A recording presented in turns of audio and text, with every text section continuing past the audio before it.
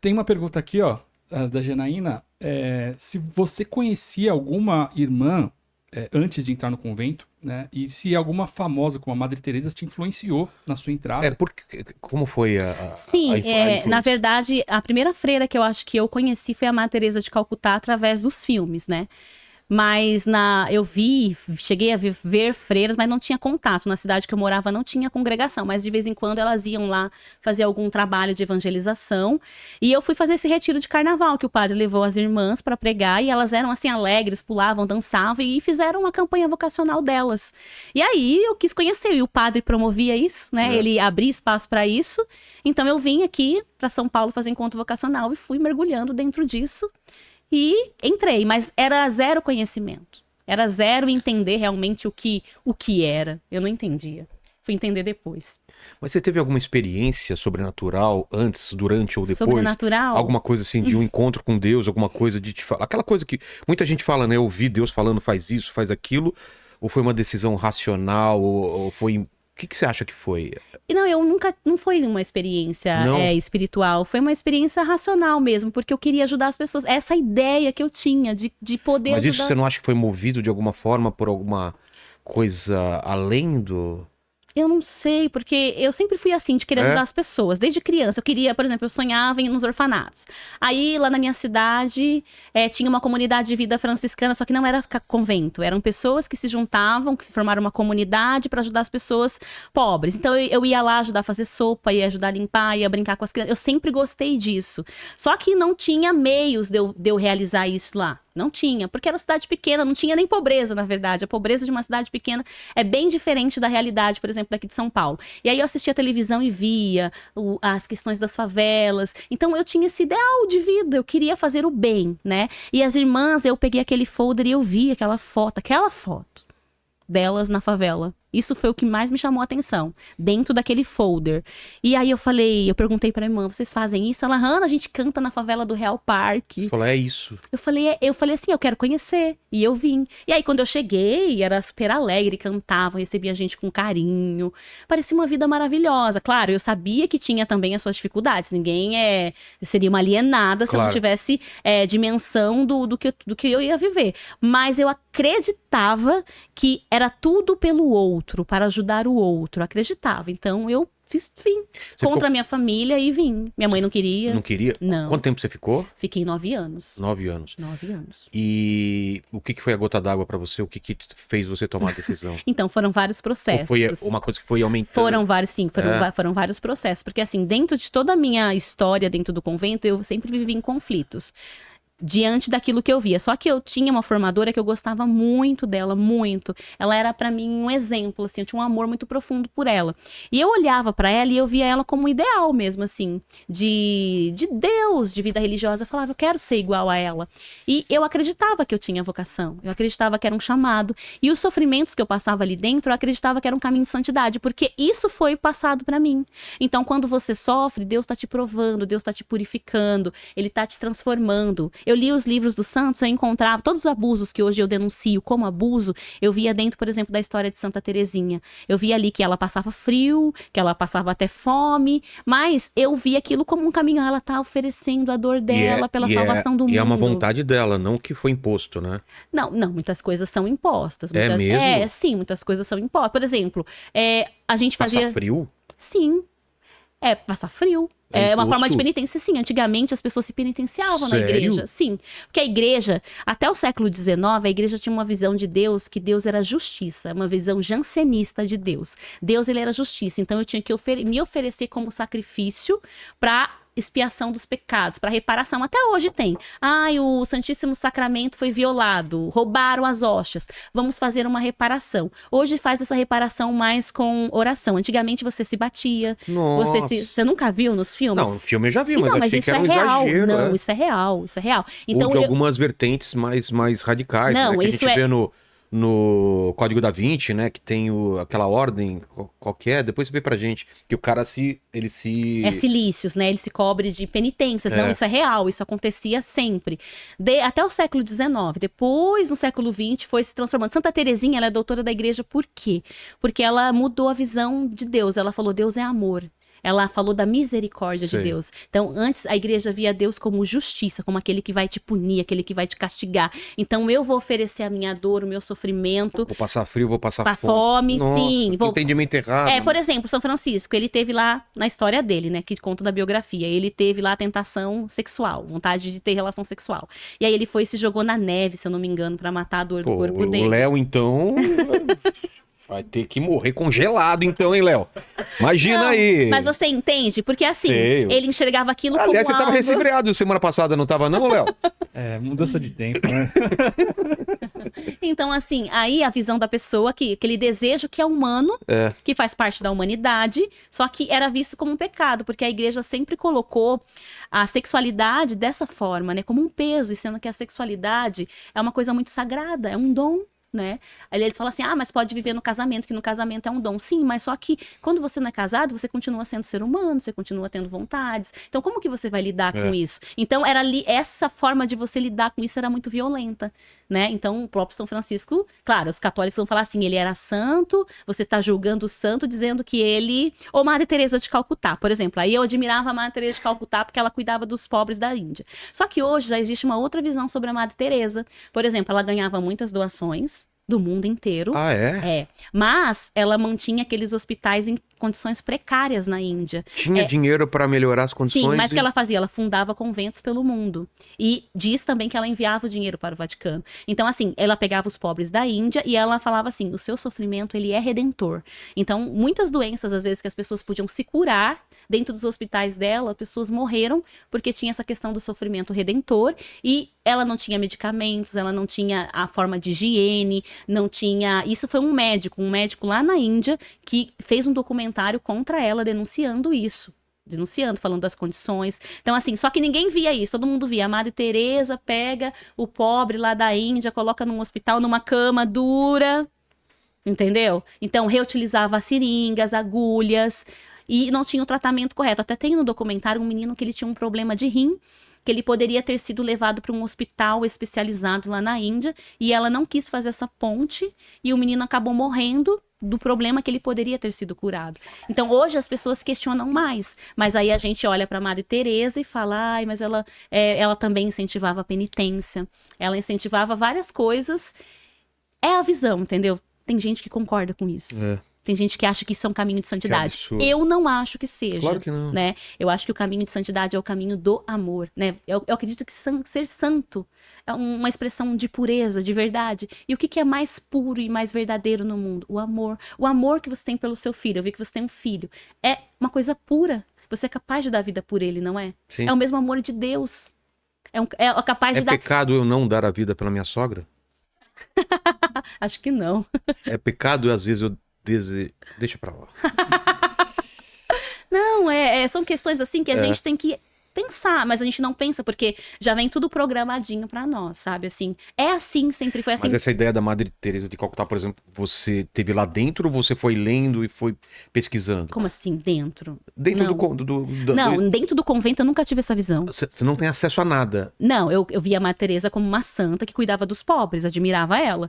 Eu fui saber dessa informação depois que eu fiz a live com o Gontijo, e aí uma pessoa fez uma pergunta e falou assim, você sabe da outra face da Madre Teresa? Eu falei, eu não sei. Aí eu fui pesquisar.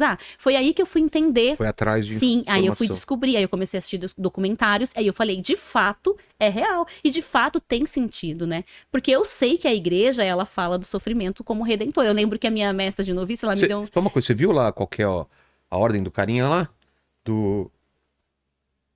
Ele fala que Silas utilizava do silício uma cinta de pregos, né? Sim, Agora sim. a ordem não. Não, era dos... Penitência de Opus Dei. Opus Dei. Opus Dei. Então, Opus Dei é uma ordem, mas ele não é um convento, é como se fosse uma comunidade de vida dentro da igreja, existe até hoje e é muito rígido. Eles têm muitas penitências, muitas formas de realmente causar sofrimento no próprio corpo para poder se purificar. Eles acreditam que é um instrumento de purificação. Então, por exemplo, a gente fazia jejum toda sexta-feira, né, no convento. Isso era um sacrifício, a gente ficava sem comer, a gente comia muito pouco, não era um jejum total sem comer. Mas a gente comia só um pão de manhã, tomava café, não podia tomar leite, no almoço era um pão e à noite uma sopa bem leve. E isso a gente continuava no nosso dia de trabalho comum. Então, fisicamente, era muito difícil. A gente não comia carne na quarta, elas não comem, né? Nem na quarta, nem na sexta e nem no sábado. Tudo isso era formas de oferecer a Deus uma Enfraquecer o penitência. corpo, né? Isso, eu lembro que eu passava muito mal na sexta-feira, era horrível pra mim. Putz. Eu ficava esperando, assim, o sábado, Chegar sabe? porque você não porque podia... eu precisava me alimentar, entendeu? Não faz eu lembro, sentido, sim, eu lembro né? que minhas pernas chegavam, eu chegava a ter, assim, será queda de glicemia? Era só tava água, tremendo. podia beber sim, água. e era o dia da faxina ainda no convento. Putz, ainda faxina Então, assim, e sem comer. comendo muito pouco, né? Então era muito difícil. Você fala muito de abusos lá. Sim. Que tipo de abuso, além desses que você Todos, falou? físicos, psicológicos, espirituais. Físico em que sentido? Físico, por exemplo, vou te dar um exemplo meu. Eu tenho um problema no coração, tenho presença de prolapso na válvula mitral. E uma vez eu tive uma crise do coração, eu passei muito mal. O que é? O coração acelera? Meu coração acelerou. Ele acelerou. E eu passei muito mal. E eu falei pra irmã da minha casa, e ela falou que eu tava dando piti. E eu passei o dia inteiro passando mal. E aí, à tarde, a gente tinha que ir na missa. Era uma caminhada de 30 minutos. Nossa. E eu estava com o coração assim. E aí, ela fez eu caminhar dessa forma Poderia até ter a missa. morrido, não poderia? Sim. Então. Aí, cheguei lá na igreja, a madre estava lá, a madre fundadora. Aí eu falei pra ela assim, madre, tô passando mal. Ela falou assim, a irmã fulana já falou do seu piti. E eu sentei assim na igreja. Aí sabe o que eu fiz? Essa irmã que eu falei pra você que eu admirava, ela tava escrevendo um bilhetinho assim, pra colocar na hora do ofertório. Eu fui lá e escrevi assim, Jesus, por favor, regulariza as batidas do meu coração com o seu coração. E aí na hora do ofertório, que elevou essa cestinha que entraram, meu coração eu senti como se fosse uma mão, e ele voltou a bater normalmente. Passou-se anos, eu saí do convento, eu tive novamente essa crise, eu fui pro médico. Chegou no médico, eles colocaram rapidamente classificação vermelha, me colocaram numa cadeira de roda e falaram, ela não dá um passo a mais, e eu passei a noite na UTI.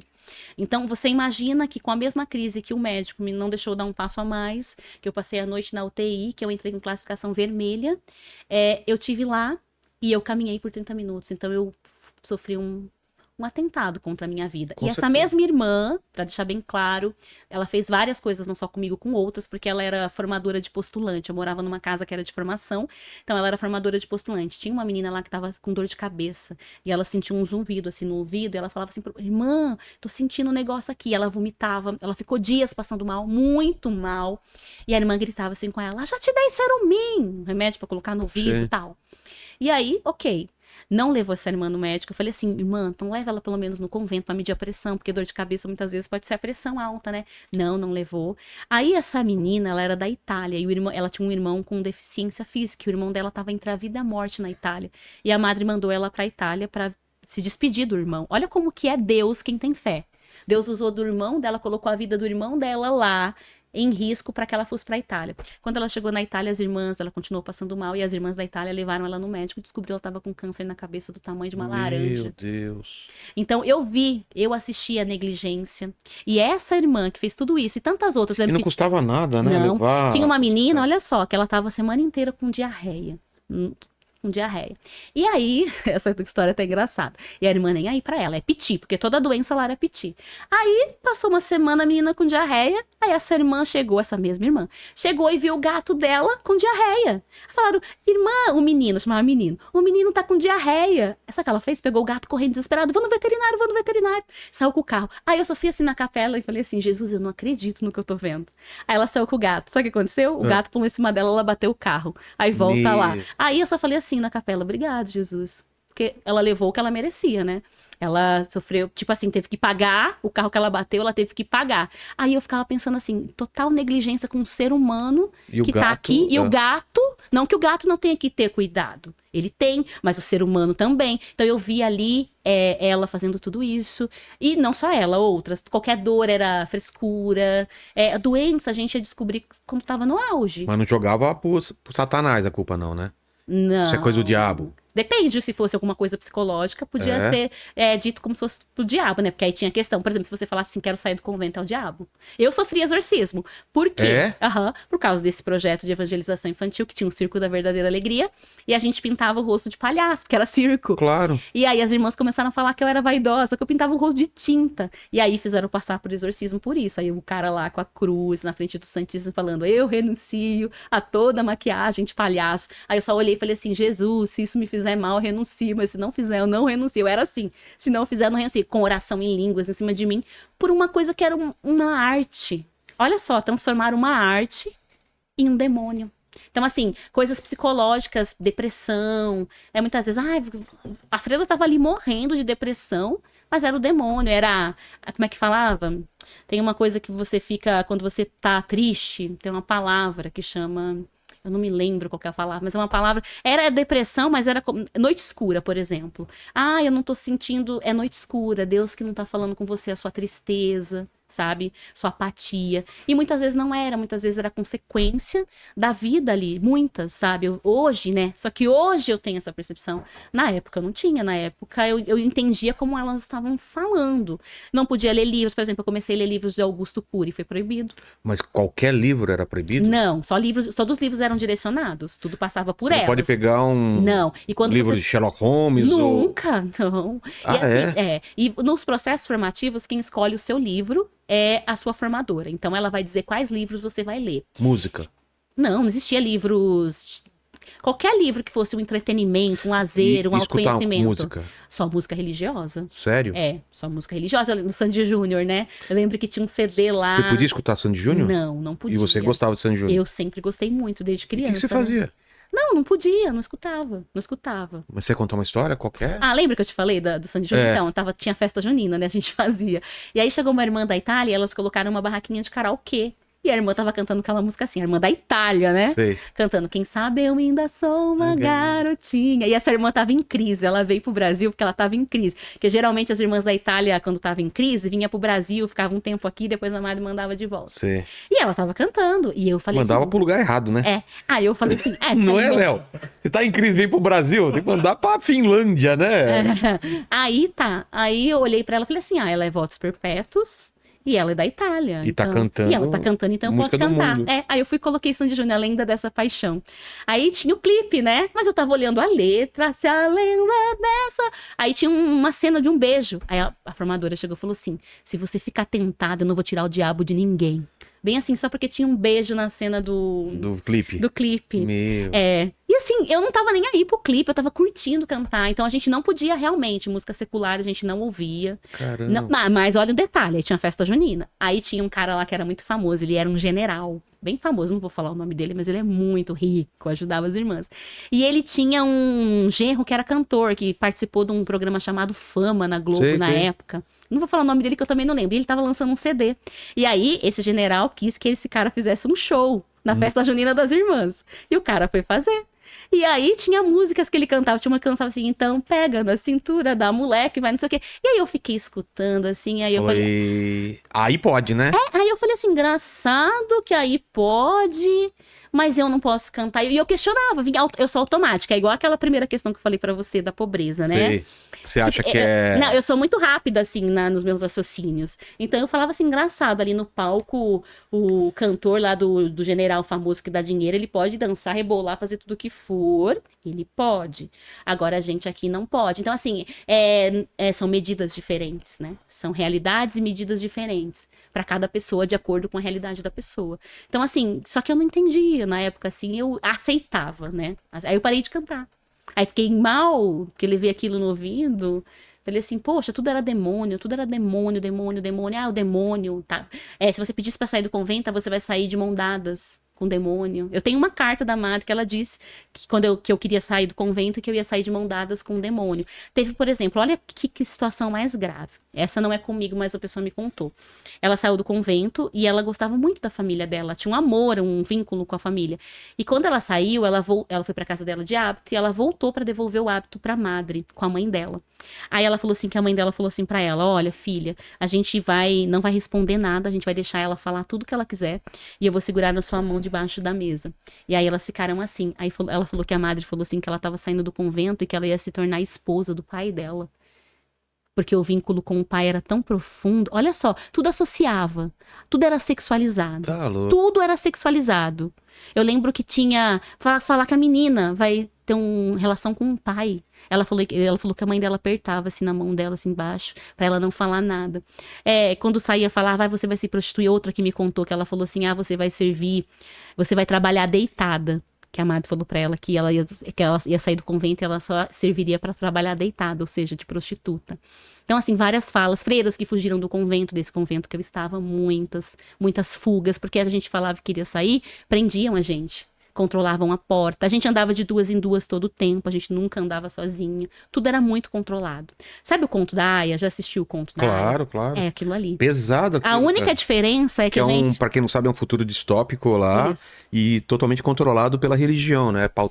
E também super hipócrita, né? Porque os caras vão para prostíbulo à noite e as mulheres não podem mais engravidar, então eles têm uma tipo de uma ama, né? Pra transar. Então, nós éramos como aquelas meninas que só a gente não tinha a questão do sexo, né? De ser um instrumento sexual pro homem. Isso não existia. Mas a questão de andar de 2 em 2, toda aquela opressão. Quando eu não consegui terminar de assistir, veio vários gatilhos na minha mente. Tá louco. Quando me falaram, né? Eu fui assistir, eu chorei. Eu falei assim, a minha vida foi muito disso aqui. Sério? Muito durante 9 anos. Assim, quando ela saía, teve uma cena que ela saía com a menina e fazia um caminho diferente pra ser mais longo. Era o que eu fazia com a minha amiga. A gente fazia Era um caminho. Um jeito de... Sim, pra poder conversar. Né? Aquelas conversas de tudo era olhares. vigiado, Sim, aquelas coisas assim, tipo, meio que nas entrelinhas de se comunicar pelo olhar. Isso existia muito, porque a gente não podia se comunicar. Tudo era muito controlado. Tudo, qualquer amiga que você tivesse, se a gente tivesse amiga, a gente era considerado amizades particulares ou até relações homoafetivas, entendeu? Não tinha. E tipo assim, eu não testemunhei relação homoafetiva ali dentro, porque não tinha como a gente dormir em quartos que tinham 6 camas, a gente andava sempre de 2 em 2, e quando ela achava, por exemplo, quando começou a dar problema de 2 em 2, ela colocou de 3 em 3. Entendi. Então ela foi aumentando o número, não existia. Eu morava numa esquina, tinha uma casa numa esquina e tinha uma casa em outra. E eu trabalhava na ajuda da igreja que sofre com uma irmã dessa casa. Todo dia de manhã eu tinha que ir buscar essa irmã dessa casa. Só que eu tinha que ir com uma menina, daqui a aqui. Com uma menina, pegar essa irmã, depois com essa irmã e levar essa menina pra gente ir pro trabalho. Voltava do trabalho, passava na minha casa, pegava a menina, levava essa irmã e voltava. A gente não podia se separar na esquina. E cada um pra sua casa. Então, assim, era coisas assim, só que a gente não entendia, porque falava assim, Jesus falou que era para os apóstolos sair de 2 em 2 para evangelizar. Então, usavam essa questão de sair de 2 em 2 para evangelizar, para quê? Para manipular toda a nossa vida. Só que quando a gente vai olhar a história de Jesus, quando se saía para evangelizar na época de Jesus, se caminhavam por estradas desertas, era muito mais seguro você sair de 2, né? Você sair numa companhia, do que você sair sozinho. Agora, a gente está no século 21. Hoje, aquilo causava um transtorno. Às vezes você tinha que tirar a pessoa dali de uma atividade que ela estava fazendo para poder simplesmente acompanhar. Mas ali era uma forma de controle. Por exemplo, o banho. A gente não podia tomar banho de chuveiro, só nas solenidades. A gente tomava banho de balde. Por quê? Porque não podia, era penitência. Era uma penitência? forma... Então a gente tomava banho de balde. O quê?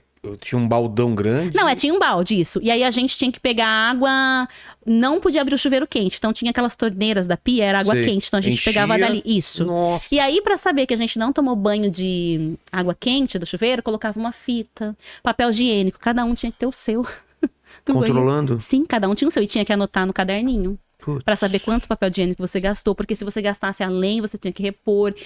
Tudo era controlado. Se você pegasse um sabonete, não existia liberdade. Eu tô com fome, vou ali na geladeira pegar uma coisa pra comer. Isso nunca existia. Não existia liberdade pra nada. Só que elas enxergam isso como santidade. E isso acontece até hoje. E eu desafio qualquer freira que queira falar que não é assim. É muito raro. É o sistema religioso. É o sistema da vida conventual. É cheio de regras. Militar, né? Parece militar, totalmente. Meio de ou é isso ou tá fora. Isso, não. Né? É isso ou tá fora. Isso. Ou tá fora. Se você não seguir, você não serve. Mas e violência física, você sofreu? De apanhar? De apanhar eu não. Sofri essa questão da minha saúde, mas teve freiras que sofreu. De apanhava com terço. Acordava. Sim. Ou quando elas iam fazer oração, a pessoa falava que queria sair do convento. Dizia que tava com demônio, batia. Então teve irmãs que apanhou. Você viu eu isso? não apanhei. Eu não vi, mas elas me contaram. Porque eu não fazia parte da cúpula. Por exemplo, eu falava que tava com crise, quem ia rezar era a cúpula. Era as poderosas, a gente chamava de poderosas. As poderosas. Alta cúpula. Isso, eu não era da alta cúpula, eu era uma irmã simples, né? Eu fazia um trabalho que tinha como é que eu posso dizer? Tinha, de certa forma, visibilidade muito grande, dava uma visibilidade muito grande no convento, mas meu posicionamento ali dentro não era. Eu era uma simples irmã, não tinha voz pra nada. Porque ali tudo é controlado, só tem voz, por exemplo, pra você fazer votos, vai pegar todas as perpétuas, vai fazer uma reunião, você vai entrar lá no meio daquela reunião e elas vão ter que te aprovar. Não é você que escolhe. Você tem que ser aprovada. Tudo você tem que ser aprovada. Aí tua formadora vai escrever uma carta lá falando sobre você. Se ela achar que você não deve, ela que vai decidir sobre sua vida. Não é você. Não é você. Nem se você tem vocação. Porque se elas não gostarem de você, elas vão falar, você não tem vocação e tchau. Entendeu? Assim. Então, psicólogo, eu tive que ficar em casa de psicólogo. Por exemplo, Como elas... assim? Porque eu queria sair e a Mari não queria que eu saísse. Então ela me mandou ficar em Passa Quatro, Minas Gerais, na casa de uma psicóloga, que era irmã de uma irmã do convento. E aí eu fui Tipo um ficar. tratamento ou... Isso, fiquei um mês lá na casa dela. Só Sei. que ela tinha uma mãe que era idosa. Então era uma cidade pequena, Passa Mas Quatro, né? você se confessava também regularmente? Ou Não. Aí eu fiquei na casa dela. Aí todo mundo da cidade achava que eu tava lá pra ajudar ela a cuidar da mãe idosa. Sei. Porque a irmã dela tava no convento lá Ah. na França. Então as pessoas achavam, mas não, eu tava lá porque eu queria sair. Só que essa psicóloga, em vez de me ajudar a entender todo o processo, ela tinha a função de me convencer a ficar. Então eu fiquei um mês lá a primeira Ela não vez. queria entender sua cabeça, ela queria Não, convencer. de maneira alguma, de maneira alguma. Só que ela chegou a falar pra mim, ela falou assim, Bruna, quem precisa de remédio é a madre. Quem precisa, só que... Aí ela falou assim pra mim, ó, você tem vocação, e eu lá. Então se você não consegue subir a montanha, contorna ela. Contorna, ó a ideia. Em vez de falar assim, Bruna, vamos enxergar o caminho. Primeiro conselho. Aí voltei pro convento. Quando eu quis sair, a Mari não queria deixar novamente. Aí eu falei assim, então eu vou pedir pra ir pra psicóloga, e da psicóloga eu vou embora pra minha casa. Por quê? Mas você podia pegar as malas e sair, Não, simplesmente. a gente não tinha acesso a documentos, tudo ficava Você tá guardado. brincando? Não, a gente não tinha dinheiro, não tinha nada. Tá brincando? Não, a gente não tinha. Fui pegar meus documentos Fala na assim, minha ó. mão. É que eu faço isso também com o Léo aqui. Se ele quiser sair também, tá tudo preso aqui, né? Passaporte, tudo, né? Imagina, Léo, se eu chegasse tudo assim, Vilela, tô a fim de sair. Fala, então. Se você tava pra fora do país, seu passaporte, seus documentos ficava com a coordenadora Então você não da tua poderia casa. assim, encher, eu quero amanhã Não, sair. jamais. O que ela ia falar? Não existe. Aí, no Me entanto, dá meus documentos. Você fala, eu não, quero meus freiras, documentos. por isso que freiras fugiam. Por isso que muitas irmãs fugiram. Chamar a polícia não rolava? Teve um pai que foi lá retirar a filha e falou que se não se retirasse ia chamar a tá. polícia. Aí ela liberou. Mas a gente tinha medo. A gente tinha né? muito medo, entendeu? Então, assim, as que não conseguiram sair pela porta da frente fugiam. E depois que dava todo o escândalo, aí depois Aí ia voltava atrás lá pra pegar com a os família documentos. pra buscar o documento. Então ela não ia Meu. aprender. Mas a telefone, sempre tinha alguém do lado escutando. Nunca era uma ligação. Eu não podia pegar o telefone e ligar pra minha família. Sempre tinha alguém ali. Internet, então? Nunca existia, não tinha acesso a computador. Cara. A gente não tinha acesso a nada disso. Bom, por um lado você era feliz, não é? Depende. Isso eu admiro, porque metade do estresse da gente é por causa de internet. Não tinha hater. Só que a gente Não tinha hater, né? Sim, só que de alguma forma a gente vivia uma vida alienada, porque a gente certeza. estava totalmente fora Não da sabia o que tava realidade. acontecendo no mundo, Não, quando eu saí do convento eu não sabia o que estava acontecendo no mundo, eu não sabia.